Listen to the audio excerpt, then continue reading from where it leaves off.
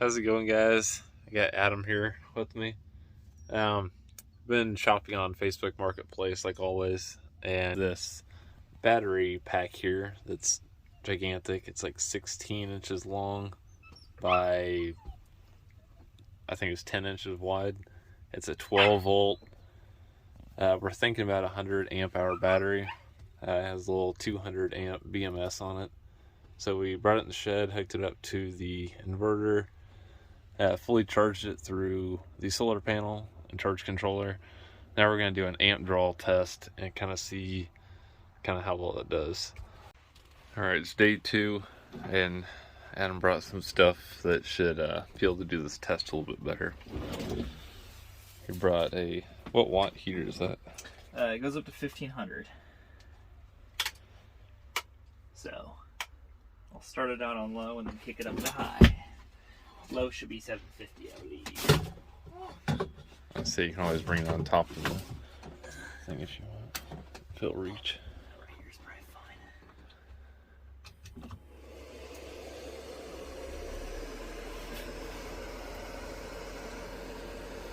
Alright. About 6 amps AC. Kick it up to high. You sure it's not at dang, that dropped pretty. That's just from the load.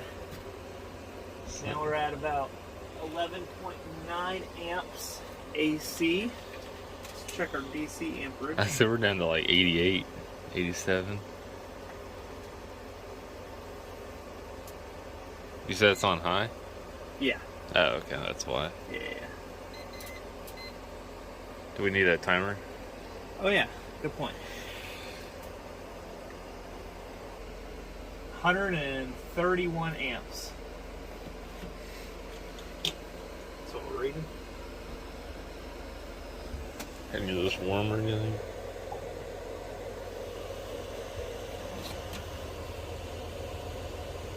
Not really, just from the sun. 78, 80.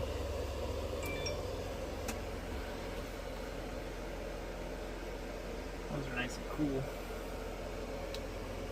77. Our packs are about 50 degrees. It's hard to tell on that cable because the heat from the inverter's coming out there. Yeah. It's not even too hot of heat coming out of there.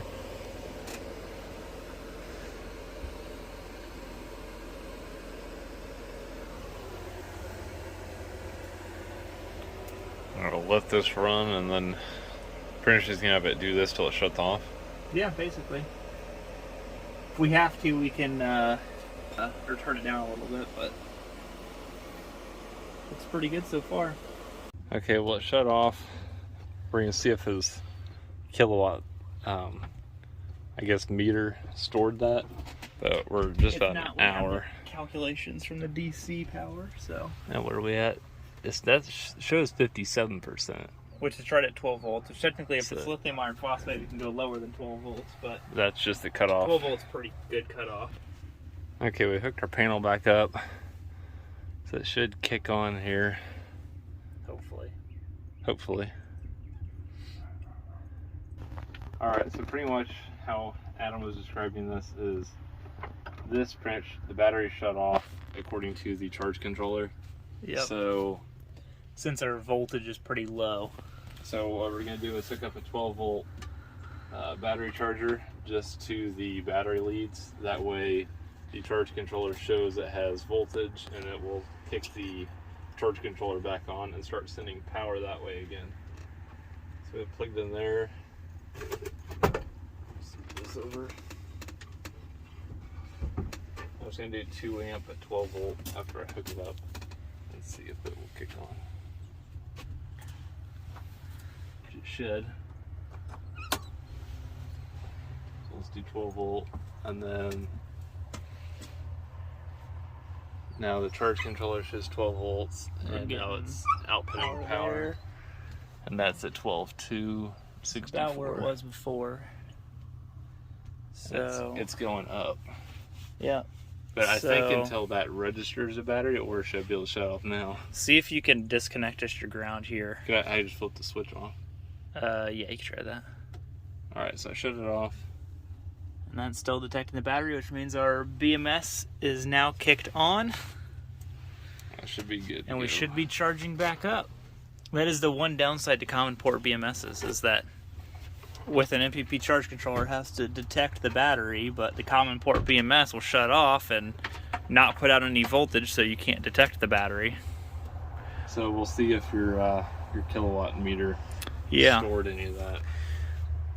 Kick that back on.